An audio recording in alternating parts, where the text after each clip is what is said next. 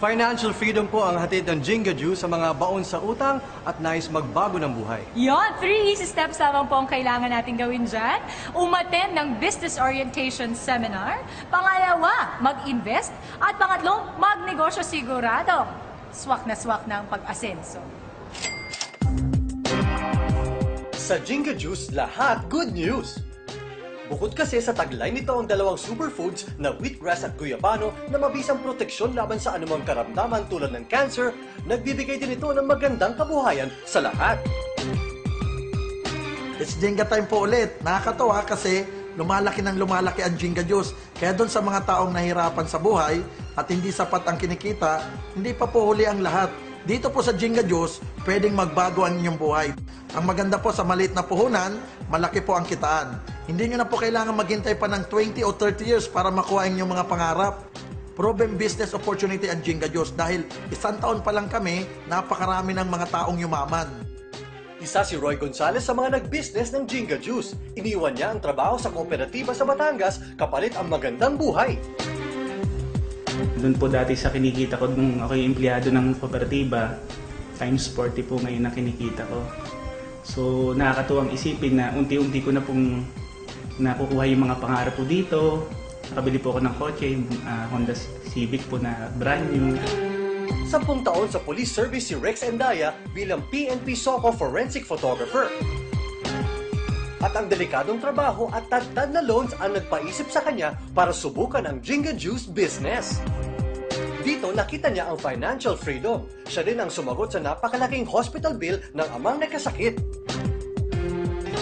Nung nakita ko tong Jinga Juice, doon 360 degrees ang buhay ko agad na bago. Nag-decide na ako na iwan na yung police service. Ang sekreto lang din naman dito, sipag, tiyaga, tsaka diskarte lang din.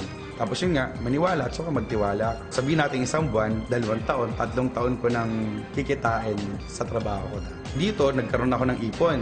Pangalawa, nakabili ako dito ng 2013 brand new Toyota Fortuner. Good news pa doon, nakakatulong ako ng lalo ngayon sa magulang ko, sa pamilya ko.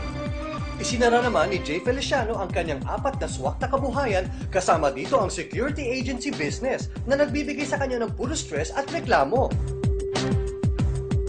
Maraming magandang nangyari sa kanyang buhay nang gawin niyang business ang Jinga Juice.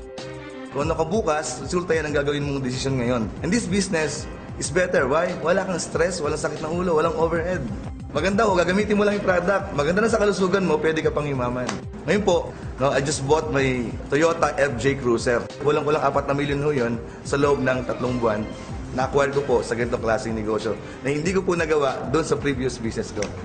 Wala ka nang hahanapin pa sa Jinga Juice dahil bukod sa maganda ang produkto sa kalusugan at malaking tulong sa kabuhayan, abay pati kinabukasan din ang bawat dealers, pinag-iisipan na rin ng kumpanya sa bago nitong proyektong Jinga Tower.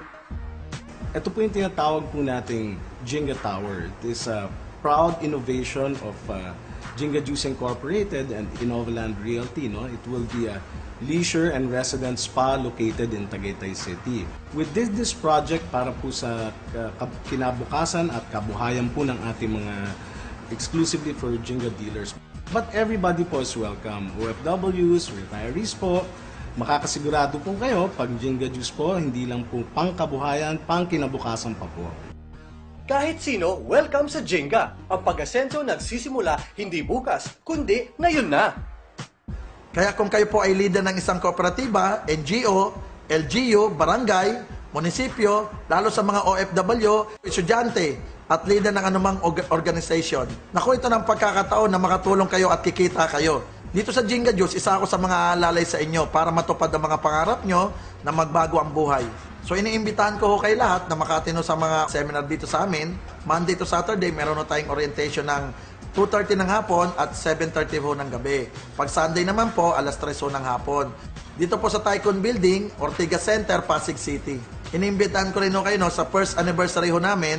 Ito po ay gagawin sa May Mall of Asia sa SMX Convention. So mas marami ho kayong maisama, mas maganda ho. Kung gusto nyo hong magbago ang buhay ninyo, huwag na hong magpatumpik-tumpik. It's Jinga time na.